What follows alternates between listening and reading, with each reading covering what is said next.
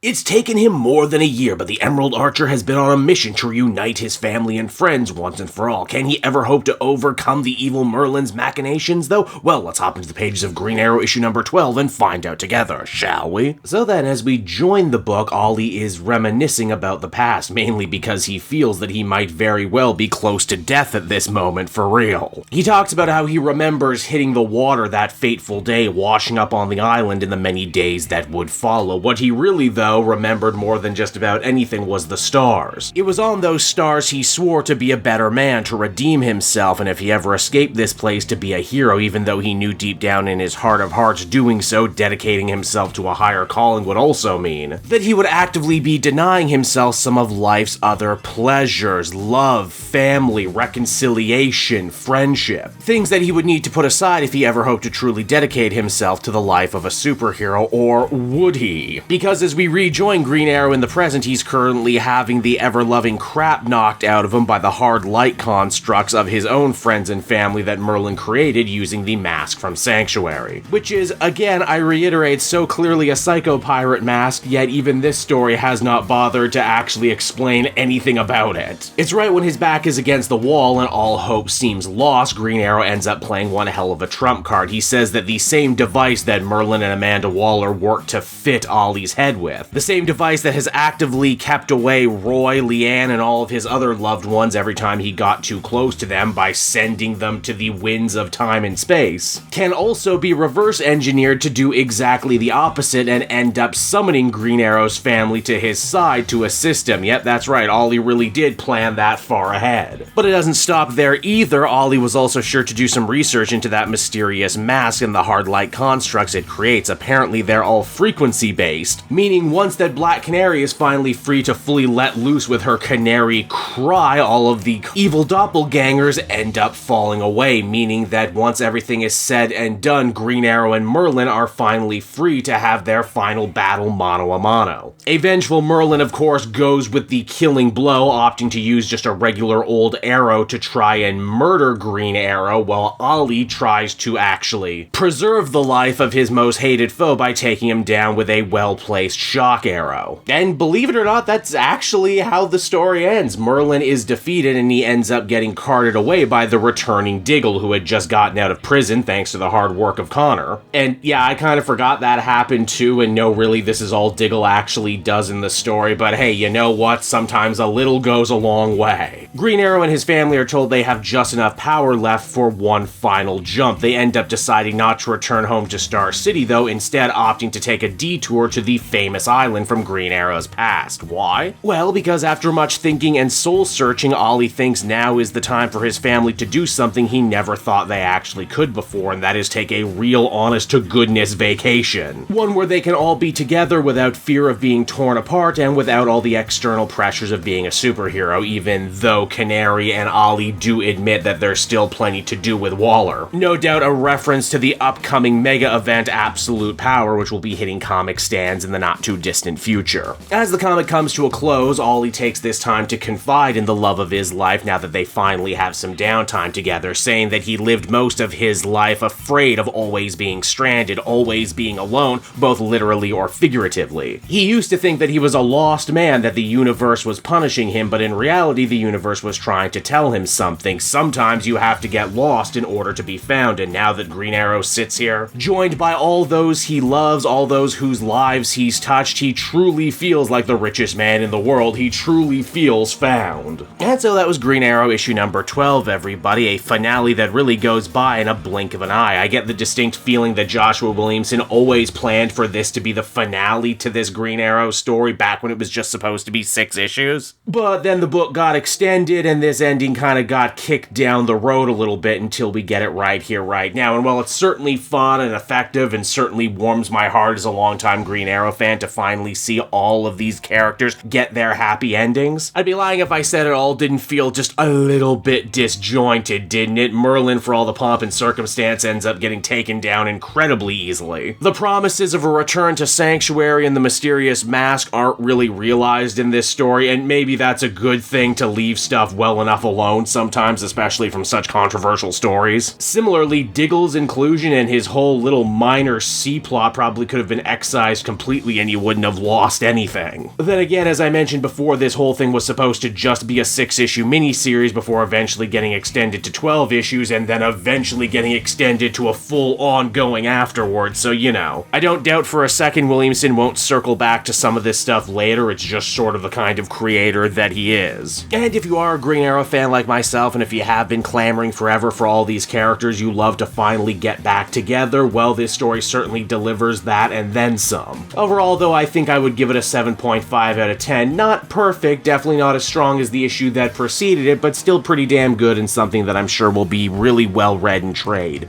Hey there everyone, it's your old pal Cape Joel again, thanking you so much for watching to the end of the video. I hope you enjoyed it, and if you did, why not check out my Amazon link down in the description. Yes, that's right, the Cape Joel channel officially has its own Amazon storefront now. You can pick up a comic or anything else for that matter, and if you did, you'd really be helping me in the channel. So with that out of the way everyone, I will see you again next time. Bye-bye.